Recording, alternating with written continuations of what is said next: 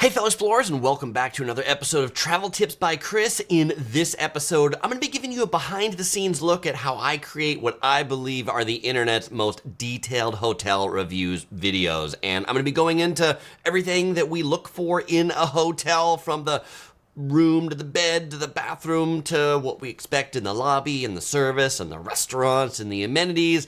And I'll also be giving you a behind-the-scenes look at how we actually produce, make, and shoot those videos. But before I get into that, I just want to give you a little bit of background about how we got here to being one of the internet's foremost hotel review channels. So first, the foundation. Where did it all start? Yellow Production started back in 2008, and the first dedicated hotel review upload to this channel was in 2009, right here, of the Renaissance Esmeralda Hotel in Palm Springs, California, 16 years ago. Yes, this was before the yellow shirt, but you can see, been doing the hotel reviews for quite a long time, since 2008, over 2,000 travel videos uploaded to this channel. I've spent thousands of nights in hotels, and at this point, it's, I guess, odd to say, but I guess I consider myself a professional hotel reviewer. Okay, so my goal in making these hotel reviews and why I do them has always been to create them with a mind of what I wish I knew before I went to stay at the hotel. And reading reviews, reading TripAdvisor, looking at hotel pictures, I just never find them to paint a complete picture of the hotel.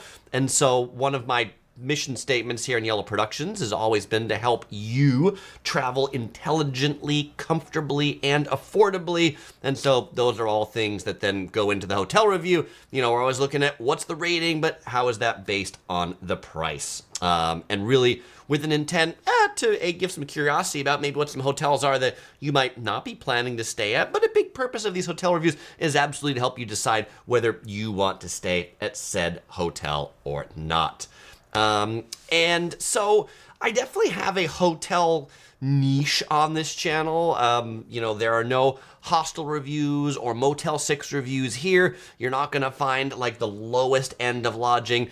You're also not going to find the ultra luxurious hotels. You're not going to find any $10,000 a night suites here. Definitely what you will find on Yellow Productions are hotels that I consider in the mid to low end luxury market.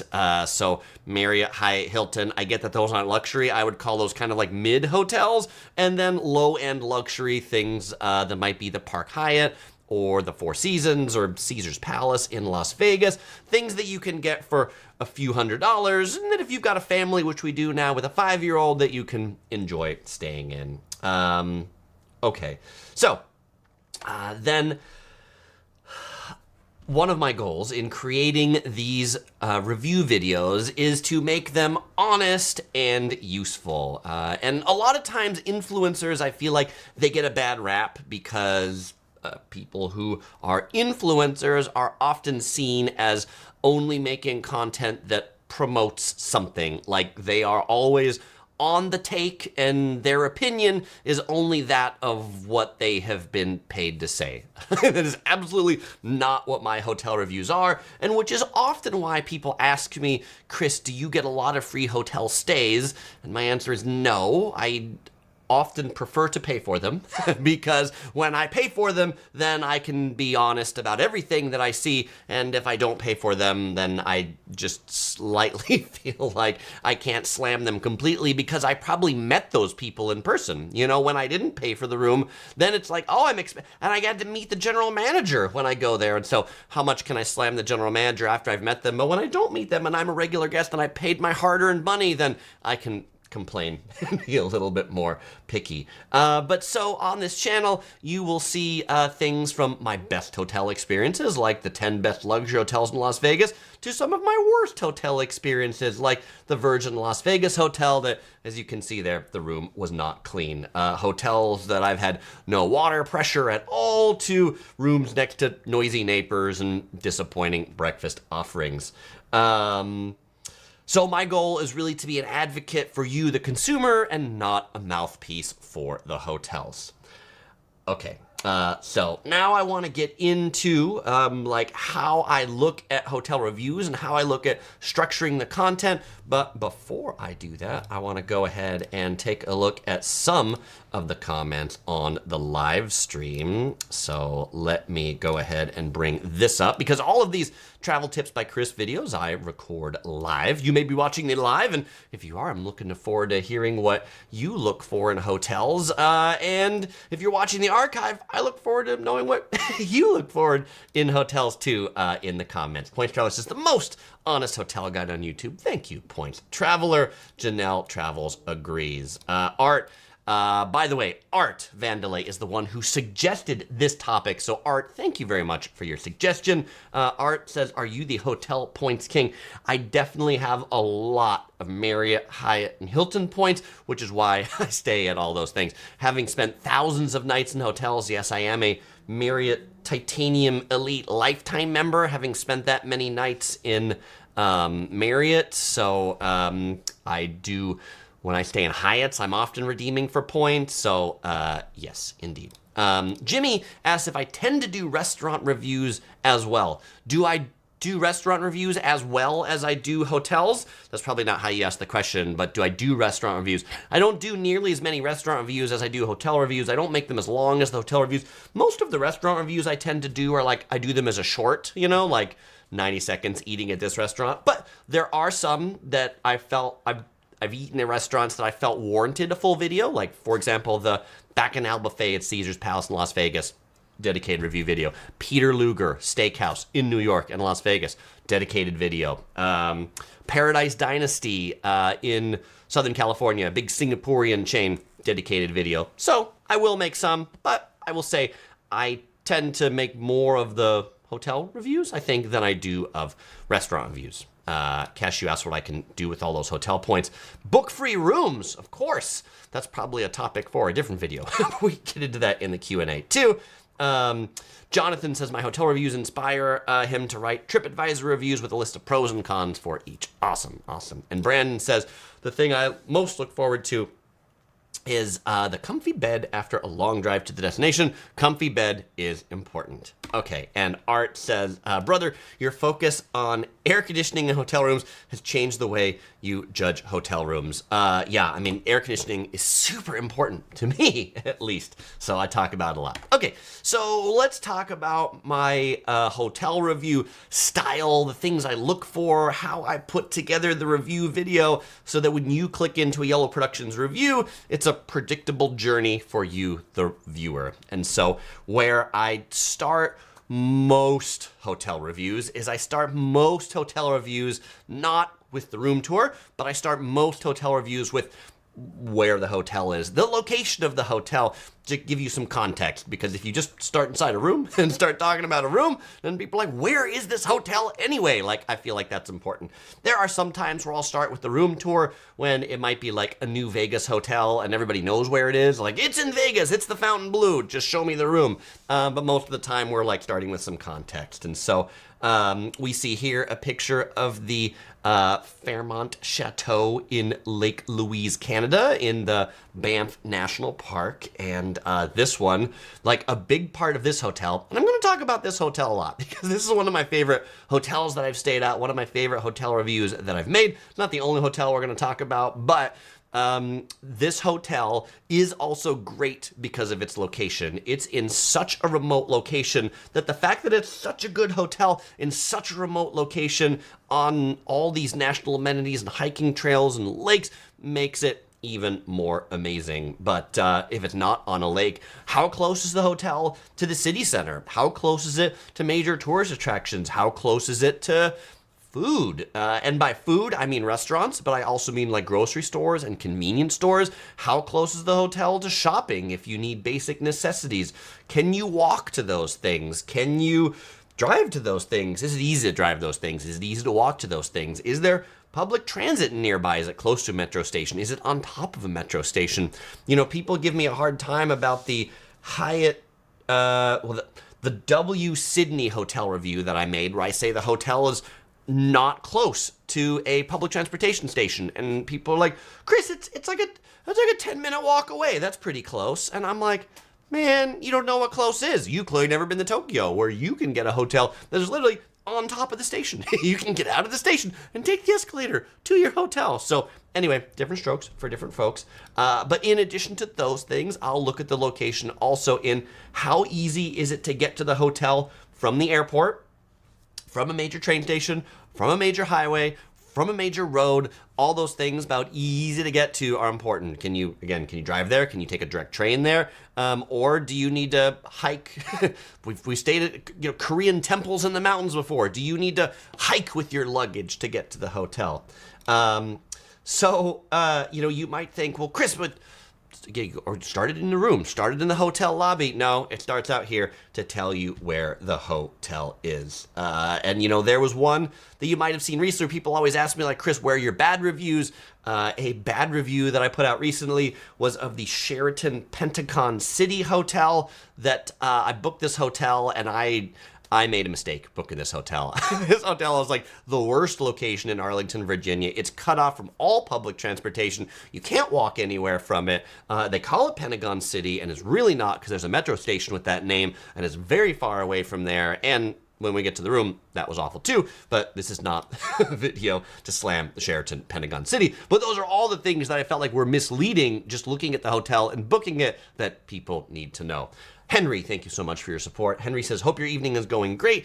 Can you briefly talk about a time where you or someone you know stayed in a hotel infested with bugs? And I will say, Henry, the one time we've stayed in a hotel infested with bugs, and it wasn't bed bugs, but it was just bugs, was this hotel that was in Texas. And it was a cottage hotel, like a farmhouse hotel by Rachel Aswell or something. And I don't know, like infested probably isn't the wrong term, but this thing was like on a farm and like they had different cottages.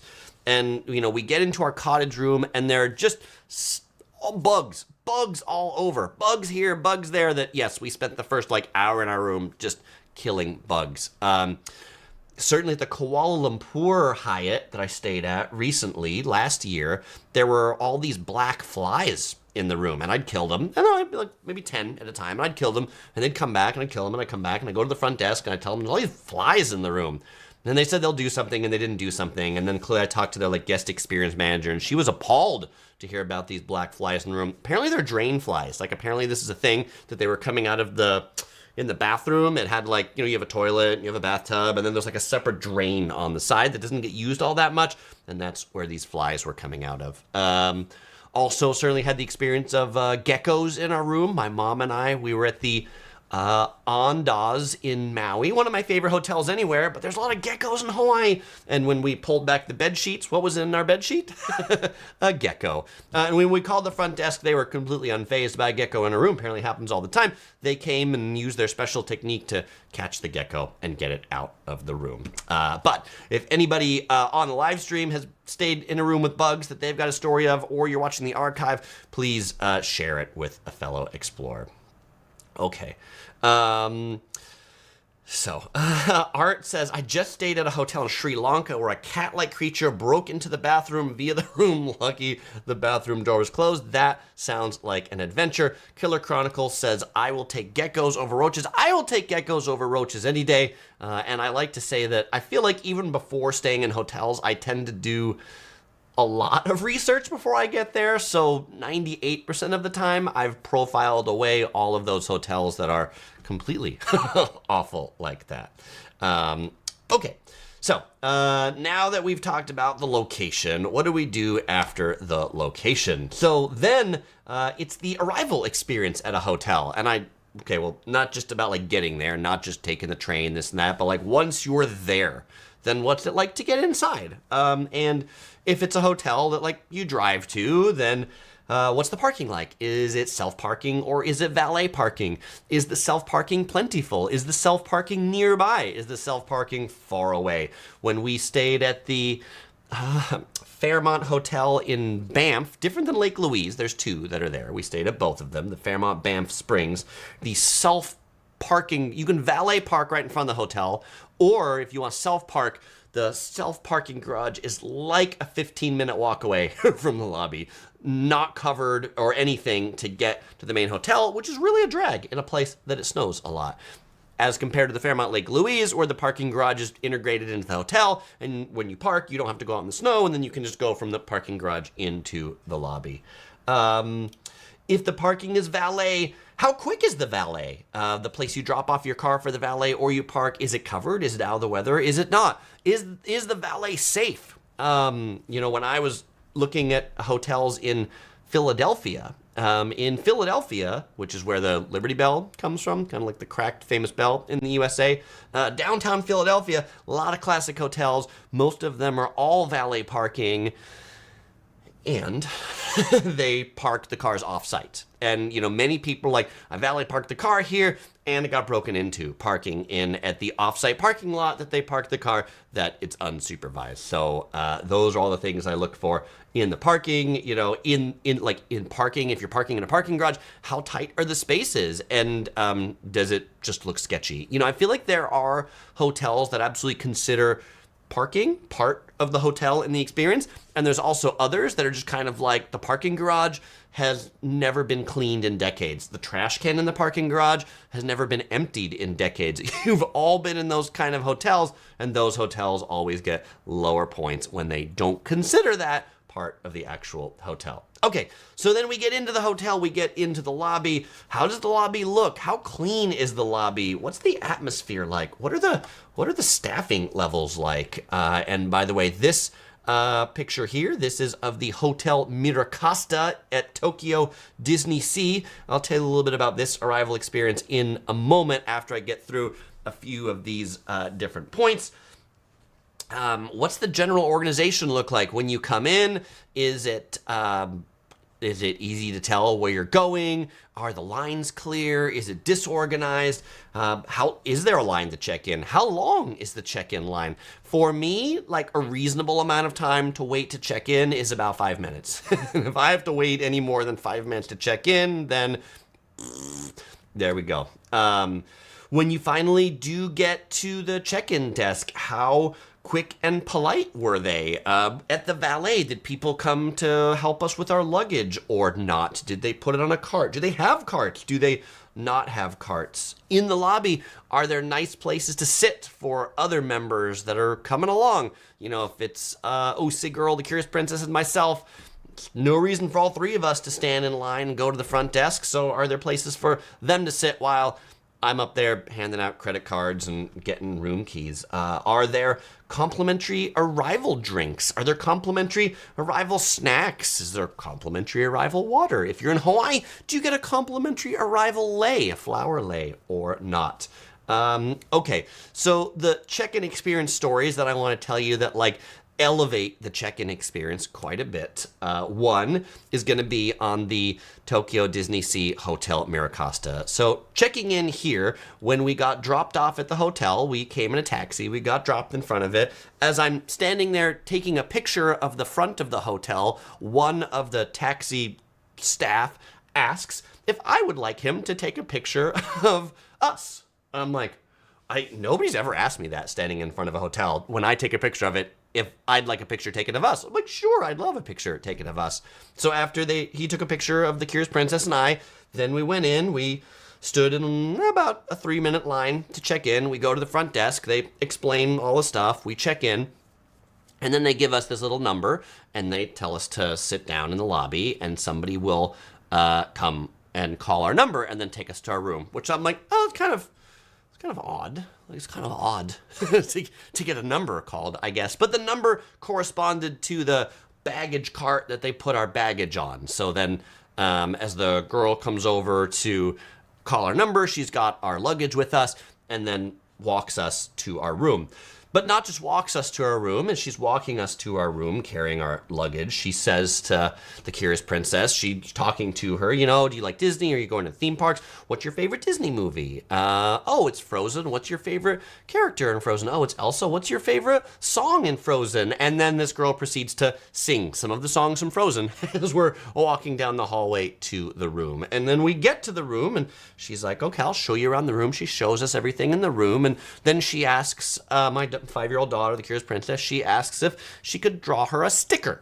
And so the Disney cast member at this hotel, you know, it isn't just like, let me draw you a happy face on a sticker. Like, she gets down on her knee. She's got all these markers in her bag, all these different colors. She asks the Curious Princess her name. She writes that on there. Frozen is your favorite movie. She draws Frozen characters on this sticker and spends like 3 minutes drawing this like elaborate sticker for the Curious Princess. And so, by the way, that when I like, when I compare like what is a great hotel check-in experience, that is a great hotel check-in experience. And Jonathan says we need more workers like her. That's very polite of her to walk you guys to your room. It is polite, but that's what they do. Like, everybody at the Tokyo Disney Hotel gets walked to their room and gets this level of service. And they, you know, I get different, you know, employees vary. But the hotel absolutely has to decide that it's important enough to allocate 10 minutes of employees' time to walk everybody to their room. The next story that I have for you is about the Fairmont Lake Louise Hotel. And I told you I'll come back to this one a few times. This is also one of my all-time favorite hotel check-in experiences. This was the hotel that I showed you that was in the mountains of Banff in Canada. So at the Fairmont Lake Louise, if you have kids, then after you've finished checking in at the front desk, you know, they'll be like, oh, is that your daughter? And I'm like, that's my daughter. And they're like, oh, tell her to come over here. We'd like her to check in too. And then they have a separate desk over on the side that is the Fairmont Kids check-in desk. This is a lower desk. It's got a step stool that they can get on. They open up a book, and then they ask the Curious Princess to please write your name and draw a picture to sign in. And then after she did that, then they had a treasure chest where she could pick something from the treasure chest, which included a crown. So she picked a crown. And then this staff member that you see behind the desk, she too walked us to our room. And of course, to get in the room, she hands the keys to the Curious Princess. Would you like to unlock the door? And then same deal, she shows us around the whole room. Another one where to have the book that the kids sign in, to have a treasure chest of toys that they go out and buy these toys to fill up this thing for kids to come over, that they dedicate this employee to stand there and watch this 4-year-old girl at the time write her name and draw a picture. But they decided that that time of this employee spent on this check-in experience was absolutely worth it. And let me tell you, it was absolutely worth it. And that's where Art says, and now that's your daughter's favorite hotel ever. So cool. Absolutely, absolutely. And one that you go and say, you know, this hotel is more expensive than others, but the experience was amazing. And Brandon says that is great service right there. Okay, it sure was. Now, to contrast this, a hotel that I did not make a review of because this was the time before I started the YouTube channel. I stayed at this hotel in Las Vegas, the St. Tropez All Suites Hotel. Hands down, one of the worst hotels that I've ever stayed in. It is right across from what used to be the Hard Rock Hotel at the time, now the Virgin Hotel. It's basically right next to the corner of the airport. And so when I check into this hotel, I always ask when I check in, I ask for a quiet room. I say, hey, I'm a light sleeper. I'd love a quiet room. And the guy at the front desk goes like, oh man, there are no quiet rooms here. Like, that was, all right, no quiet rooms here. Okay, great. I get to my room and the air conditioning doesn't work. We'll talk about air conditioning in a moment when we get to rooms, but we'll talk about it now. The air conditioning doesn't work. And so I go back to the front desk and tell him the air conditioning doesn't work. And so then he comes over to the room and he's like, oh yeah, well, you know, we can do, I I can put it on bypass mode that it'll just blow cold, but then it drips. So let me bring you a bucket to handle the dripping of the air conditioner. I'm like, this is this is gonna be a great hotel. And it was actually part of like those types of experiences that made me go like, oh, people need more information. Yes, that is the one I couldn't sleep because the planes would fly every like 3 minutes, like they were flying right through my room. Okay. By the way, Points Traveler asks me, how much was the taxi to the Tokyo Disney Hotel? We took the taxi to the Tokyo Disney Hotel from neither airport. We took it from Tokyo Station because we were coming from Sendai. Like $40-ish, roughly. Okay. But worth it with a 5-year-old and some luggage and not having to schlep that through the trains and all the train stations at rush hour. Sean says, what's your thoughts about increasingly popular self-check-in and self-code your key card? Efficient or poor customer service? My opinion, poor customer service. I prefer to see a person. That's my preference. Okay. Alfredo Solo Travel says, I stayed at the Circus in Vegas and I thought it was fine for the price. We are each entitled to our own opinion, Alfredo, but thank you for sharing yours on the Circus. Okay. Brandon says, what TOEFL rating would the Saint Tropez get? I've never given a hotel a 0, but I think this hotel would get a 0. Okay.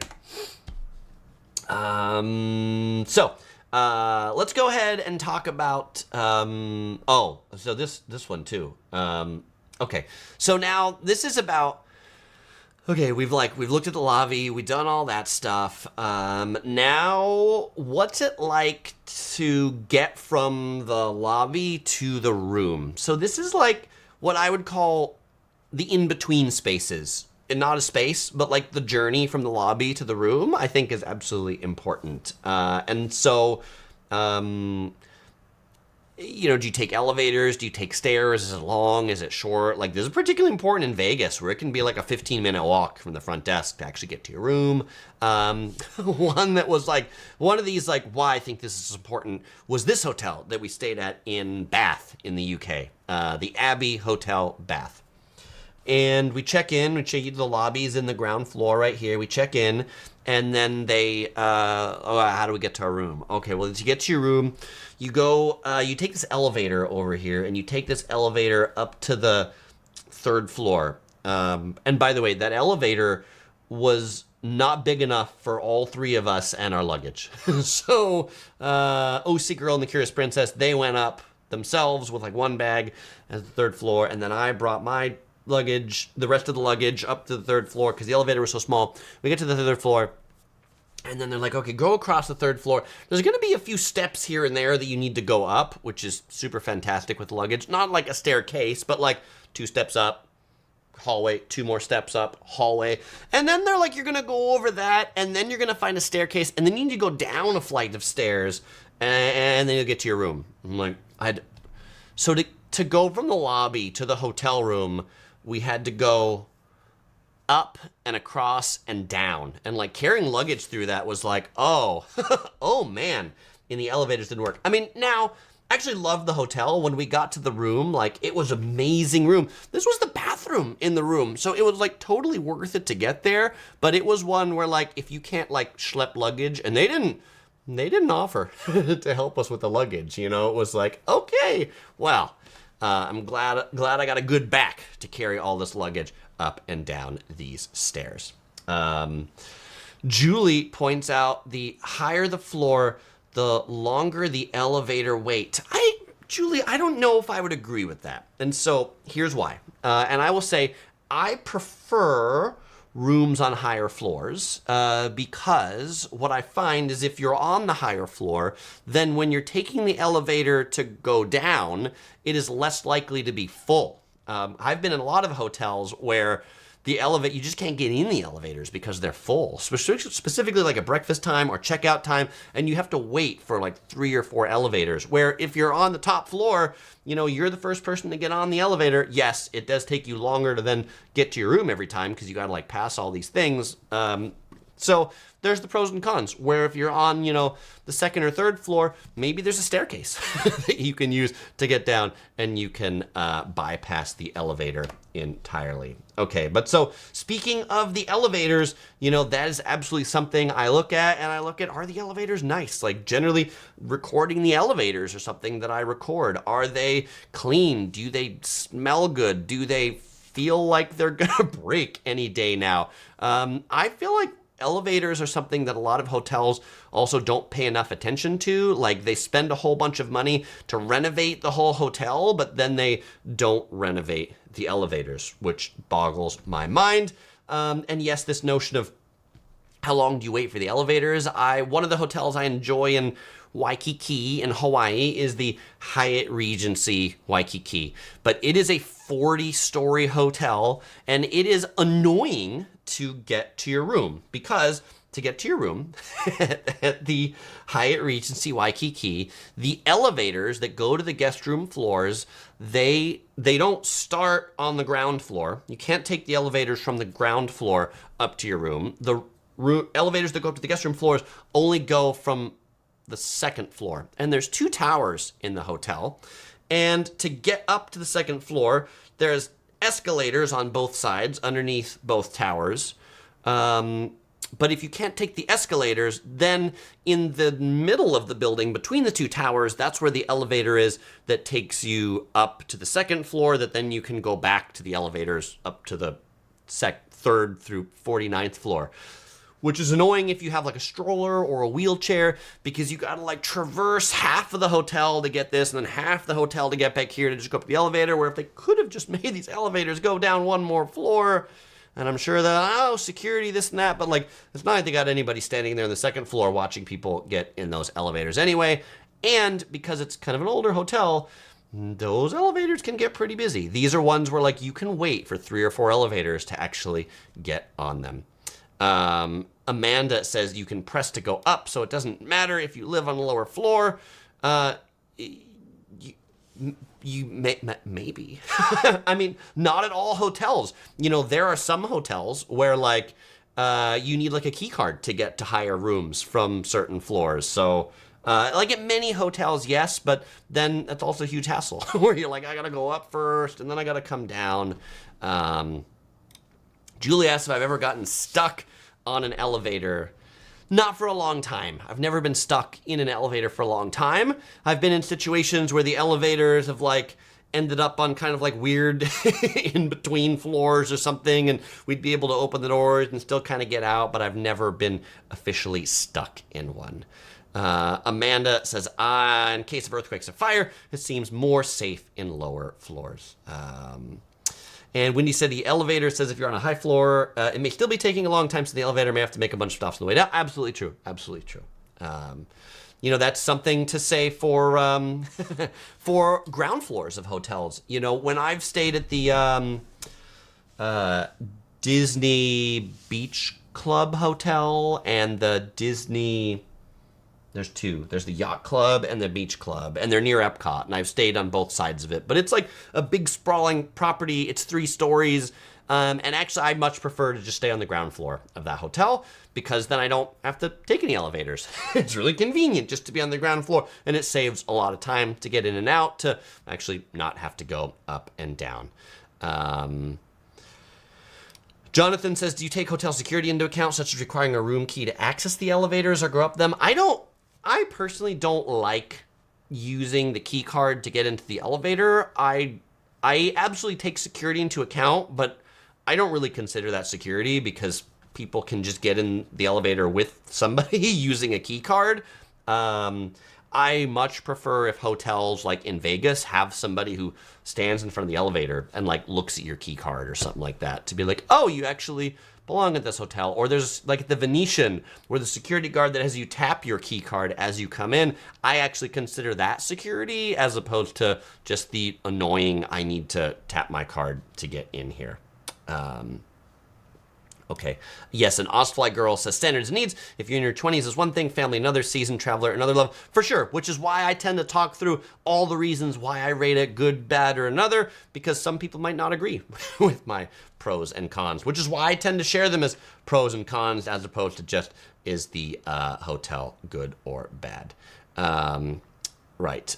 Shan says, last time I stayed at Manchester Grand, they have a screen to queue up for the elevator, not efficient. What do you mean by a screen to queue up for the elevator? Like in line you stand? Or, I mean, because there's other ones, I feel like hotels, particularly tall hotels, have been going to the style where maybe there's like a bank of 10 elevators that have letters on them, and then you go on a digital screen and push a number, like you push 25, and then it tells you get into elevator D. And then when you get in elevator D doesn't have any buttons on the inside. It just takes you to the floor that you're going to. Julie asks if I like going to the concierge level for food and drinks. I absolutely love the concierge level, the concierge club, the club lounge, whatever you want to call it. That's one of the reasons why I like the elite status of Marriott and Hyatt and Hilton, is to be able to get into some of those concierge style lounges. Not because I'm a lounge lizard and I just need to stay in there for the food and the drinks, but I just find it convenient to be able to go get a bottle of water, to be able to go get some milk or a cookie or a hot chocolate for our 5-year-old daughter. I find that useful. Speaking of which, I'm thirsty. What am I drinking today? Today, I am drinking Woodstock organic banana water. How do you think this tastes?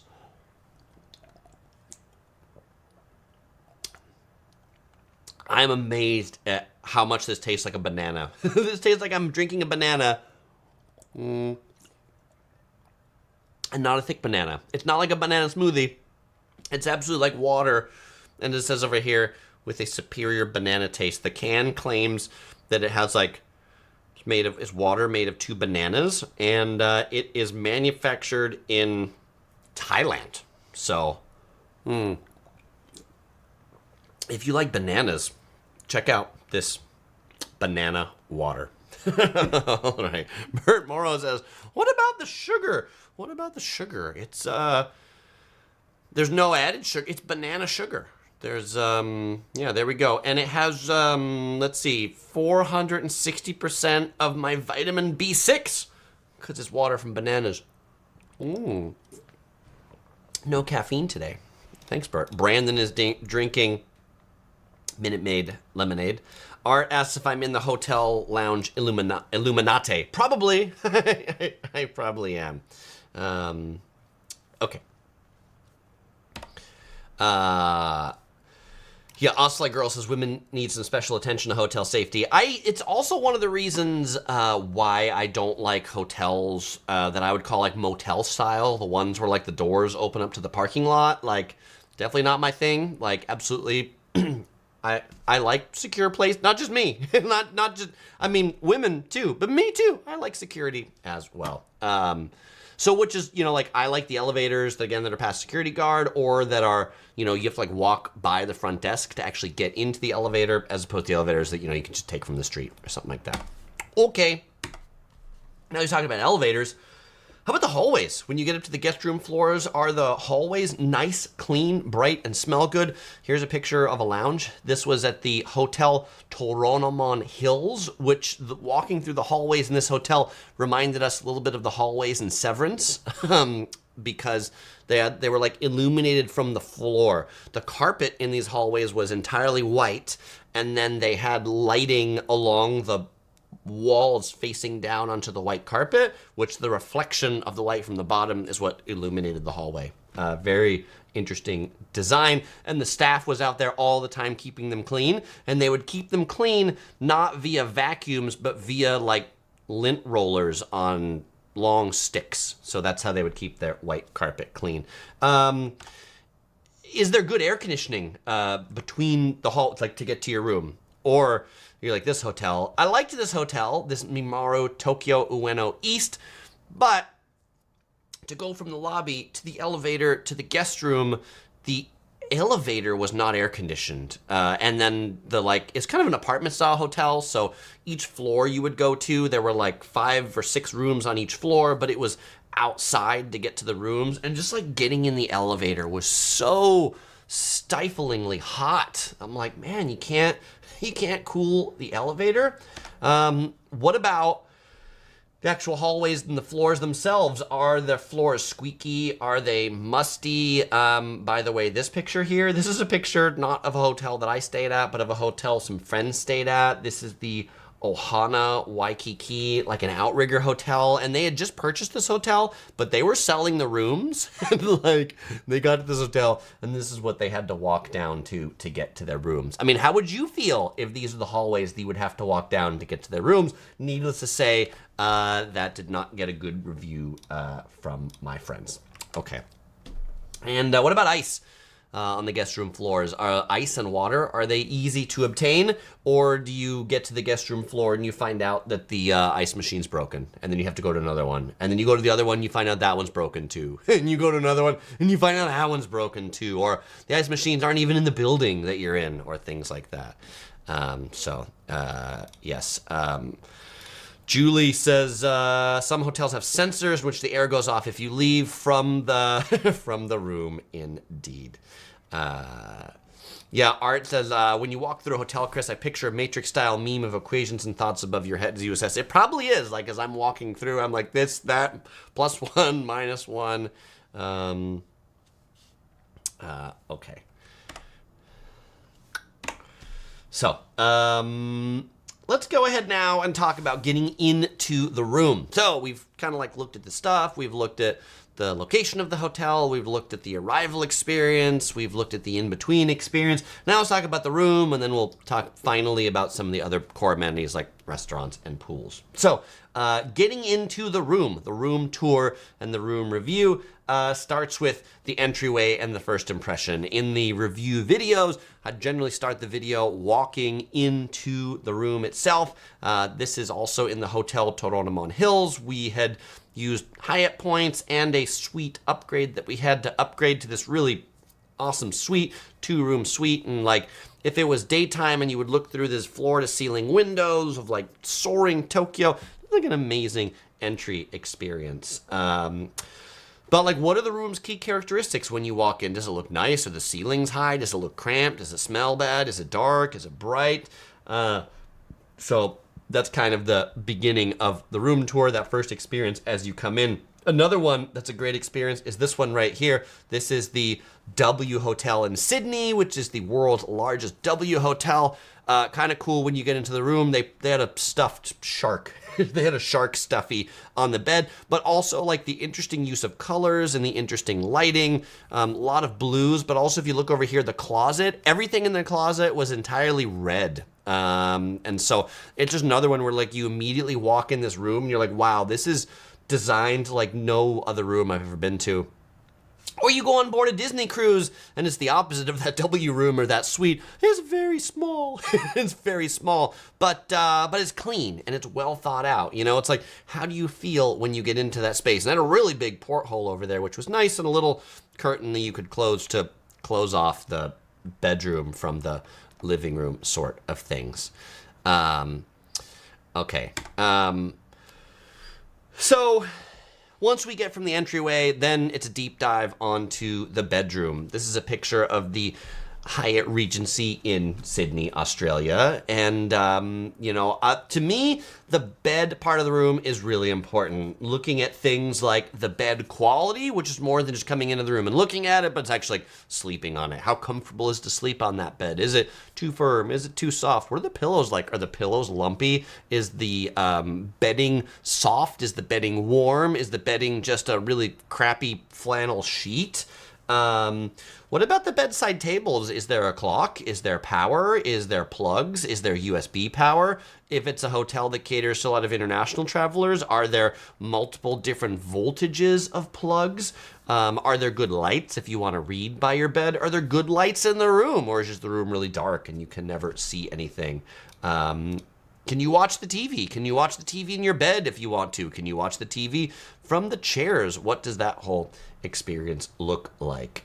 Is there a master light switch? One of the things that annoys me is having to turn off 42 things in a room and you can't find them. Like, I love rooms where you can just push a button to turn everything off. I even like them better when there's a button to like just turn on the night light, where like there might be some lights underneath the bed to just keep a little bit of light on to help you find your way to the toilet at night. Killer Chronicles says, why are hotel patrons so fanatical about it? I just like ice. I like ice, but then I like cold drinks, so that's why I'm fanatical about ice. Julie says, what is the quality of the pillows? Like, yeah, are they supple and nice, or are they like super lumpy? Have they been there forever? Can you ask for different pillows? Like, you know, some hotels will have pillow menus that you can get a foam pillow or a feather pillow or a buckwheat pillow if you prefer. Is there just one pillow? Is there 4 pillows or 6 pillows? Are there extra pillows in the closet? Or do you get to the bed and there is just one really sad pillow that looks like it's been there for about 10 years? Okay. And the other thing about the bed, and this goes to the air conditioning, we've already talked about air conditioning, good air conditioning, good heat, that's quiet is important, that doesn't turn on and off all night, that doesn't turn off if it sense you stop moving, that just like you can turn it on and it works well, does the air conditioning not blow directly on your face in the bed? One of the things that annoys me is when like you get that thing in the room that's like the air conditioner that's right on the side of the wall and it blows right in your face at like Mach 10 all night, like, and then I have to like find a barricade between me and the air conditioner so it's not like gale force winds in my face. Okay.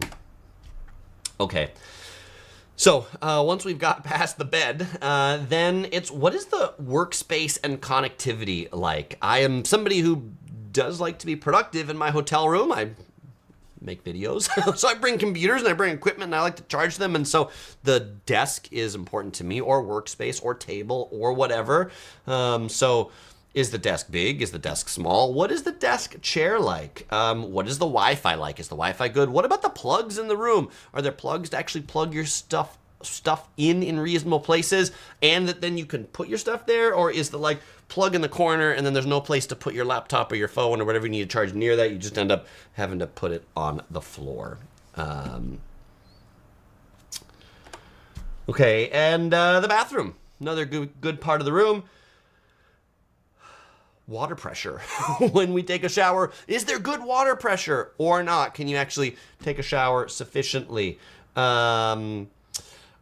Is there good counter room on the sink? What does the whole shower situation look like? Is it just a tub? Is it a shower? Is it a shower tub? Is it a separate shower and tub? Is it a shower and tub all together? Is it do you have like jets? There's a lot of things in bathrooms, but also just like what's the layout of the space in there? Do you have a little chair to sit on? Do you have robes in the bathroom? What are the bathroom amenities like? Soap, shower gels. You get toothbrushes when you go in there.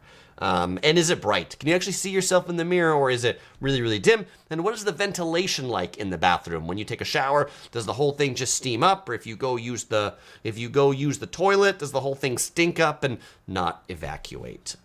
John points out, is the shower easy to turn on? That's a good one too. And can you also figure it out? I've been in some showers where you're like, there's so many knobs, I can't figure out how to make the water hot or how to make the water cold because it's too hot. Yeah, that's right. Shan asked, do we use the coffee makers in the hotels? Almost never use the coffee makers in the rooms. Jonathan says, how about rooms where there's a major crack in the carpet and the wires spout out from full? That sounds like that would be minus points to me. That sounds like that hotel really doesn't care. Okay, so after we've gone through the bathroom, then it's a look at some more of the in-room details and storage. This might be before the bathroom, or sometimes it's after, where I'm like, oh, I need to point this out and I need to point this out. But looking at some of the other functional details, like, is there a fridge in the room? Is there a microwave in the room? Are there drawers in the room? Ironing board, hangers. What kind of hangers are they in the closet? Are they hangers that you can actually remove, or are they hangers that are fixed in there? I hate those hangers. Hate those fixed in hangers. You should be able to take a hanger off and put your shirt or pants on and put it back in. You make it, I can't, like, you know, Motel 6 style. Do people really steal hangers from closets? I guess they must. By the way, this is the, from the Grand Canyon, this is the Bright Angel Lodge cottage room.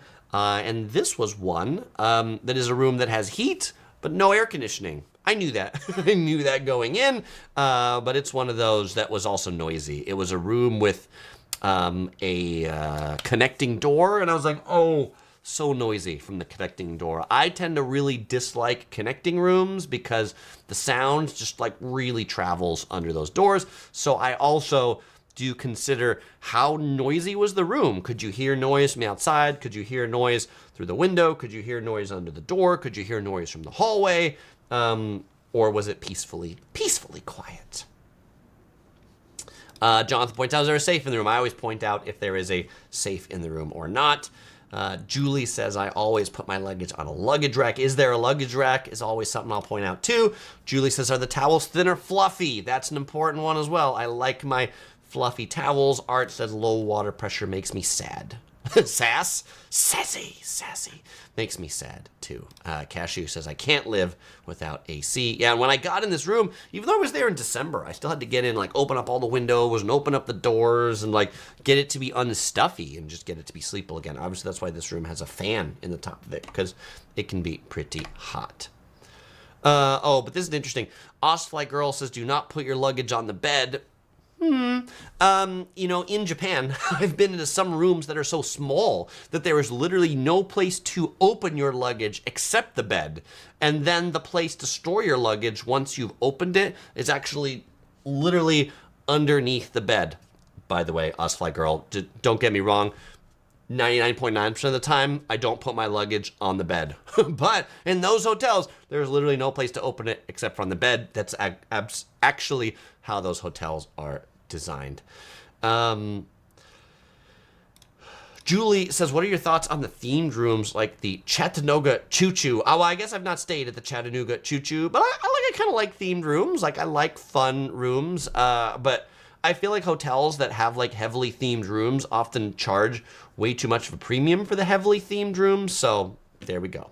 Codgeville of Love says, I booked a place in Central America without the AC coming up. Very worried. I'll keep my fingers crossed for you. Codgeville of Love, you'll have to let us know how that works afterwards. Okay.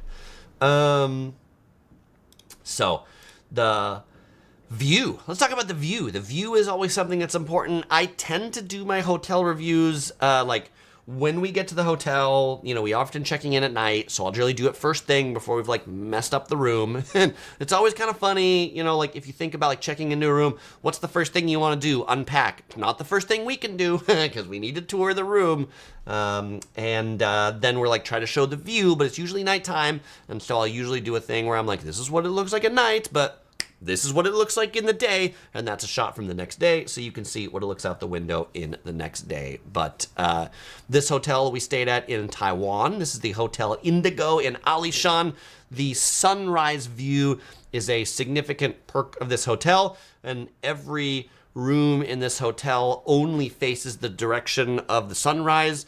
None of the hotel rooms face the back because the hotel decided that nobody would want a room to look that way. And I kind of like hotels that do that. So in this case, there's not really a bad room in the hotel. And then you can come up on the rooftop and see the view even better. By the way, this is one where like, because they know everybody comes up to the rooftop for sunrise, then they have free hot cocoa on the roof if you come up there to watch the sunrise, which is just another kind of one of those like cool perks. This was also a hotel that had free check-in oolong tea. And I just like that experience. Like when you're in the lobby and when you're checking in, you've had a trip, like, would you like something to drink while you're checking in? Like, I would love something to drink. Okay. So, okay, what are some of the, right. And so I guess it just becomes with me and like hotels. It's like I will I will go to hotels because I'm like, I just want to see what the hotel is like. Resorts World in Las Vegas, and I'm like, I've been there. I'm like, I went to Resorts World in Malaysia to see the original one, which turns out, if you wonder, where is the world's largest hotel? It is the Resorts World in the Genting Highlands, just about an hour from Kuala Lumpur, the world's largest hotel room with 7,351 hotel rooms. Okay. So let's talk about some of the other amenities in the hotel once we've gone beyond the room. Those are starting with restaurants. And yes, I'm kind of a breakfast snob, so I spend a lot of time talking about what the breakfast options are. Is it a breakfast buffet? Is it a cook-to-order breakfast? One of my favorite breakfast buffets that I've been at recently was the breakfast buffet at the Grand Hyatt Kuala Lumpur. Somebody in the chat said they stayed there after my review, which I gave 4.5 TOEFRs, and they agreed that it was a 4.5 TOEFR experience, which I'm glad you agreed. This was the breakfast at the Grand Hyatt Kuala Lumpur, which was absolutely amazing, something I look forward to every day that I was staying at that hotel. But if it's order off the menu, how long does it take to do that? You know, when we stayed at the Abbey Hotel in Bath, it was order off the menu, and we got a free breakfast every day because of our Marriott Elite status, and we did not eat there after the first day because the total time in the restaurant was like an hour. And that's like an hour.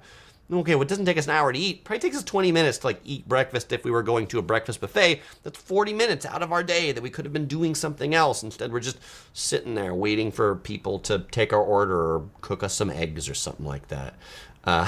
Bert says, it's not nice to be gluttonous. I'm not gluttonous. I am getting my nutrition. Thank you. And my potassium. Art says, have you ever met a poached egg you didn't want to eat? No, and I love poached eggs. If I'm at a breakfast restaurant, yes, my favorite kind of egg is a poached egg. Okay. Let's Roam says, I crave American brekkie when traveling Asia. Yeah, I mean, you know, if you're used to American brekkie and you're in Asia and you have a lot of noodles and rice and things like that, like you might want some American breakfast. Killer Chronicle says, what about the A1C implications? I am not sure what you mean, Killer Chronicle, so maybe you'll have to tell me a little bit more. Okay. Osfly Girl gives a tip when you check in your room, make sure everything works. AC, heat, water pressure, water temp, locks. Absolutely good first checklist to run through in your room. Okay, so after we've looked at the restaurants, then another thing I take into consideration is there a gift shop for convenience type amenities in the hotel? Things where you get some quick drinks, quick snacks, Band-Aids, you know, necessities that you might need, and what are the hours of said gift shop? Does that gift shop close at 5 p.m.? Does that gift shop close at 10 p.m.? Is that gift shop a 24-hour gift shop? I cite the Fairmont Lake Louise again. That is a 24-hour gift shop in it. Coffee shop, convenience store, all those sorts of things. At Disney World, here, the Grand Floridian in Disney World, you know, their gift shops and convenience stores, things like that in the hotels tend to stay open until 10 p.m., which, you know, is pretty good. It's not as good as 24 hours, but 10 p.m. you can generally get most of the things you need. By then, unless you're on your check-in day and you get in really late, then you're out of luck. Swimming pool. What's the swimming pool like? Is it big? Is it small? What are the hours of the swimming pool? That's one of the things that annoys me about many Vegas hotels, is many Las Vegas hotels close their swimming pools at like 6 p.m. Annoying. This is the swimming pool at the Fairmont Chateau in Whistler. And so because it's in kind of a cold, mountainy area, then it's got like an indoor area and an outdoor area. So if it's a nice day in the summer, you can do the outdoor stuff. And if it's a cold day in the winter, then you can do the indoor stuff. I really like swimming pools in cold places where you can like get in the pool inside and then like swim from the inside of the pool to the outside pool, all in the water. So that's a pretty cool experience when the hotels do that. What about the fitness center? Is the fitness center big, small? Is it actually a fitness center? Does it only have 2 machines in it just so they could check the box and say fitness center? Does the fitness center cost you more money? What are the hours of the fitness center? This is the fitness center at the Cosmopolitan Hotel in Las Vegas, which they have 2. They had one that's just open a few hours, and then they had one that's open 24 hours. That's a smaller fitness center. And then what about all the other stuff at the hotel? Is it on a beach? This is the hotel, the Westin Hotel in Guam. Is it on a golf course, tennis course? Do they give you hiking equipment? I'm going to go back to that Fairmont Lake Louise again. And while it's like, wow, it's kind of expensive, at the same time, we were there in snow time. And when we told the people we were going to go hiking and we were asking for hiking areas, they were like, oh, do you have ice cleats for your shoes? And we're like, no. And they're like, oh, we'll loan you some. Really?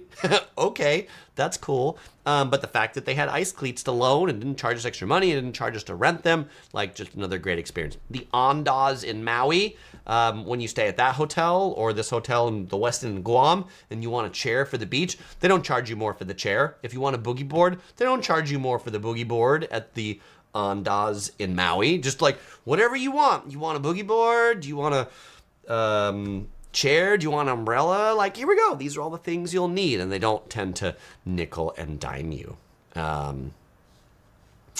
Yeah, this notion of costs, cost, security, nickel and dime you. Does the hotel nickel and dime you? So we're going to get to that. All right. By the way, this was the hiking trail that I mentioned, and the Curious Princess, she's not wearing her cleats, but because they didn't have them for size 4-year-old shoes, but they had them for the adults, so we could not slip, and she could not slip because she was holding on to us. Okay, so the final verdict, we bring all that stuff together, look at the practicalities, the price of the hotel, the price of the parking, the hidden fees, the price of the coffee, the price of the breakfast, the resort fee, the destination fee, the taxes, all those things go into that final assessment.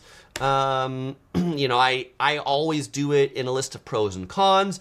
I like these things, I didn't like these things, and then I will share whether I would consider staying there again or not, the kind of people that I think would like staying there, the kind of people that might consider a different hotel because there might be better things at other places, particularly if maybe I've never stayed there, but I objectively look at other hotels nearby and I'm like, I don't know, that one looked pretty good. And then I answer the ultimate question of, was the hotel worth it? Was it worth the $29.95 for your room on Sunday through Thursday at this hotel in Reno, Nevada? A fabulous room.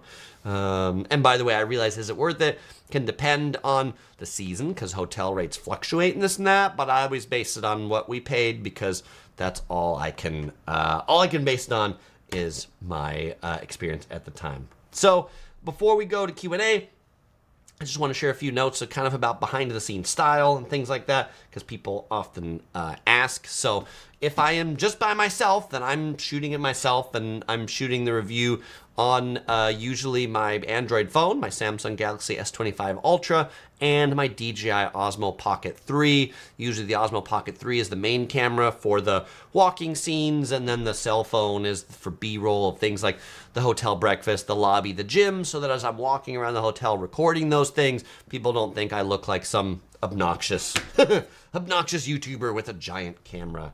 If we're traveling as a family, then OC Girl is always running the camera. For the hotel reviews, you can tell if she's running it because I'm not just behind the camera, but I'm in the scene more and I'm walking you around the room. In that case, we are also using the DJI Osmo Pocket 3, and I've got the wireless mic on so that you can hear me around the room. I guess interesting thing is the hotel reviews are generally not shot in the order that you see them in the end. Like I shoot everything in a different order. We start with the room tour. That's like the first thing we record, but the video actually starts with the lobby and some of these welcome things. And so those are all shot at different times, just as we're experiencing things in the hotel. And then I always piece them together into the order that you're used to. And then finally, with every hotel review, I end with some of the other videos that you might enjoy watching because we were generally making that hotel review as we were going to that place. And so if you're interested in staying at the Mitsui Garden Hotel in Taipei, Taiwan, you might also be interested in checking out some of our other Taiwan hotel reviews, or you might enjoy our Taiwan travel guides. And finally, thanks so much to Art for the suggestion on this video. This was his suggestion of topic: how Chris reviews hotel rooms, the most detailed reviews you didn't know you needed. I changed the title a little bit because YouTube titles wrap after 70 characters. So Art, thank you for the suggestion so much. All right, let's go ahead and go to Q&A. Fellow explorers, it is now Q&A time. If you've got a question, I've got an answer. Let's Roam says, Chris, nice job on your Joshua Tree review. As a former local, you were spot on. Thank you so much, Let's Roam. I appreciate it. Janelle says, I wish they would all go back to individual toiletries, not those shared bottles. I agree with you, Janelle, because often they don't fill up the shared bottles enough, and you end up with no soap in the room. C. Hall says, I've always loved your hotel reviews. 5 Tophers. Thank you so much, C. Hall. Larry says, do you think they will ever allow you to opt out of the resort fees, opting out, but they don't have access to the pool and fitness area or anything resort related? That is a trend that the hotel industry have said they've wanted to go to, like charging extra for the pool or charging extra for the fitness center. I don't know if people will see that as too much nickel or diming or not. So I will say that when we stayed at the Tokyo Disney Sea Hotel MiraCosta, the pool was not included, and if we wanted to use the swimming pool, it cost us more to use it. So I do think that might, in fact, be a trend that we see more of. Yeah, Jonathan says, at the Hyatt Regency Waikiki, they did not fill up the shared bottles. Lame. Cashew says, did you like Banff or Lake Louise? Which one? Fairmont Lake Louise, hands down. You can go watch my review of both of them, but the Fairmont Lake Louise was hands down our favorite. Derek says, I love that you show how to get to the hotel is often overlooked. Thank you, Derek, because that's always one of the ones I want to know. Like, how do I get there? Like the Sheraton in Taipei, was one that I'm like, it's near Taipei Main Station, and like, how do you get there? Is it best to get to Taipei Main Station? Is it best to go to this other one? When you get to Taipei Main Station, what staircase do you go out of? And so I like to know all that, so that's why I include those in there. Rod says, what's your feeling on Hawaii's new green fee for visitors? It's just a visitor tax, Rod, so I don't know. I mean, if, you can charge people a whole bunch of different ways, so they just need more money in the budget, so that's where we get that tax. My dad, Electric Rick, says, very interesting video. Thank you so much. Derek says, how do you get so much time off of work? Is it hard for you to arrange and plan? I don't know how. I just do. My day job, I've worked at the same place for 20 years now. So I guess I'm in the pecking order of like more vacation time. Is it hard for you to arrange and plan? It's not hard, but we plan things out. So we plan things out, we're planning. We've certainly got all of our Christmas, New Year's holiday stuff planned out. And then we're looking now at what do we plan out for March and April.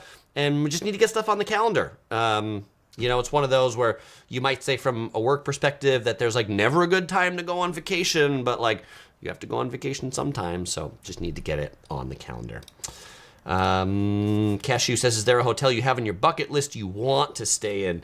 Yes, one of the ones that's not been on our bucket list for a while is the Alila Ventana Hotel in Big Sur. That'll be a bit more challenging to do because it's a 21 and up hotel. I think that's the one right now. Yeah. The other one, probably the other one on my list is the Park Hyatt Tokyo Hotel that's been under renovation for a couple years, but that's the hotel that Lost in Translation was shot at with Bill Murray, and so I'm looking forward to staying there once they finish their remodel. Janelle says, last time I was in Vegas, I kindly asked if they would waive a night of resort fees for me because I didn't use the amenities they list, and they waived a night of resort fees. I feel like, Janelle, was that recent? And yeah, I don't know. It's one of those where I think they do it sometimes. They don't do it all the time. I think it's one of those your mileage may vary. Let's Roam says, I work to live, not live to work. Very good. Jonathan Yip says, when you travel to Oahu, do you always stay in Waikiki or do you sometimes stay outside of Waikiki? Most of the time we stay in Waikiki just because there aren't that many other places, honestly, to stay on Oahu, looking for hotels that are good. We've stayed in the Ko'olina area a couple of times. Probably on our next trip, we'll probably stay at the Aulani Hotel because our daughter's at that prime 5-6-year-old age that she'll really enjoy that. But we'll probably split time between the Aulani and Waikiki so that we don't have to spend $600 a night for the Aulani for the times that we're not using. I'll probably spend 2 or 3 nights at the Aulani and then, 2 or 3 nights over in Waikiki. Sean says, we stayed at the Park Hyatt for honeymoon when the Hyatt card gave free nights for signing up. Awesome. I bet that was a good value. Sid says, are you less likely to rent cars from Hertz? Now they're sending rental cars through MRI scanners with AI. I am probably less likely to rent them from the locations that they have those scanners, which is not all locations. Kokol says, just wanted to thank you. We recently had a vacation to the U.S. from Australia and used a lot of your videos for tips and ideas in Hawaii and Vegas especially. We had a fantastic time. So thanks. Awesome to hear, Kokols. Dining with Derek says, will you ever splurge on a crazy hotel that is thousands of dollars a night? Maybe with points. Maybe with points. Maybe with points. The Big Sur Ventana Alila Hotel is like $2,000 a night, so that's one that'd be a good use of Hyatt points. The Fairmont Lake Louise Hotel was like $1,000 a night, but we booked a large enough room for the $1,000 a night that was for 5 of us. So it was OC Girl, myself, OC Girl's mom, OC Girl's brother, and the Curious Princess. It had 2 bedrooms, and so it was actually cheaper to book the suite than it was to book 2 rooms individually. Yeah, and so, but that's one we can only stay like a couple nights. It was one of those, and I was like, try to do everything else pretty cheap on this so that we can like afford this. Deanna Gill says Lake Louise at Christmas. I'm sure it would be amazing. And Janelle says she got 1 night of her resort fees waived and still had to pay 6 nights. There we go. Jonathan says, Kapolei has some good hotels. I do recommend the Embassy Suites there. All right, thank you for that recommendation, Jonathan. Points Traveler says, when would you recommend booking the Fairmonts when looking at a summer stay? 9 or out early. I feel like looking at the Fairmont prices, I never found them to really get cheaper. But I found the prices of Fairmonts, I don't know, maybe their AI isn't the world's best. They're owned by a French company now. They're owned by Accor, so they don't seem to quite have the same dynamic pricing as the Marriotts do. So I would look at booking them early.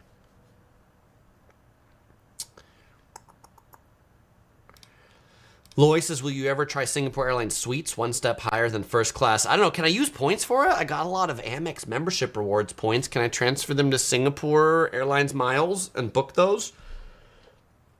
If so, absolutely. Absolutely. Okay. Larry says, any local Amex fine hotels you'd recommend for staycation?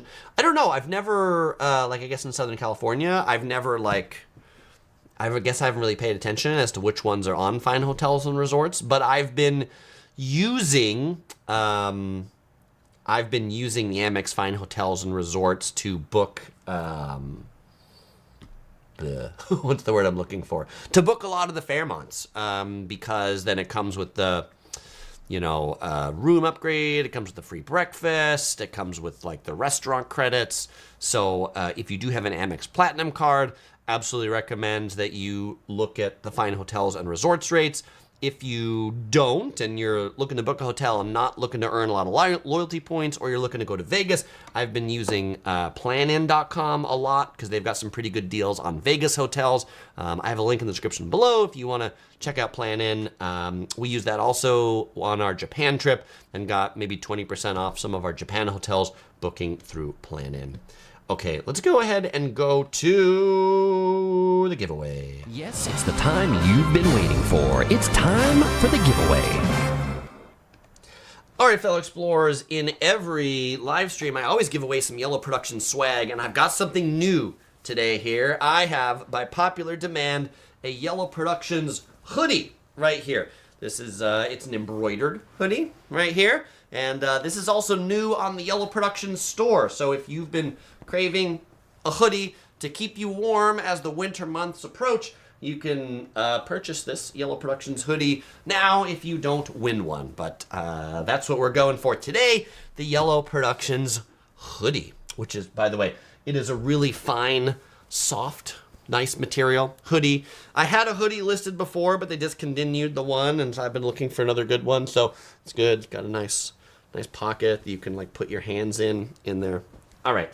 So my question to you is, how many rooms are in the world's largest hotel? If you're the first person to drop that number in the chat, you will win that Yellow Productions hoodie shipped to you anywhere in the world. And if you don't win one and you want to buy one, you can pick it up at the Yellow Productions shop. Buy one for you, buy one for your friends. And if you wonder when is the next live stream coming out, you can head over to the Yellow Productions update at update.yellow-productions.com, sign up for my mailing list, and I will email you every time I have a new live stream coming out. I know what the topic is, and I know what the time is.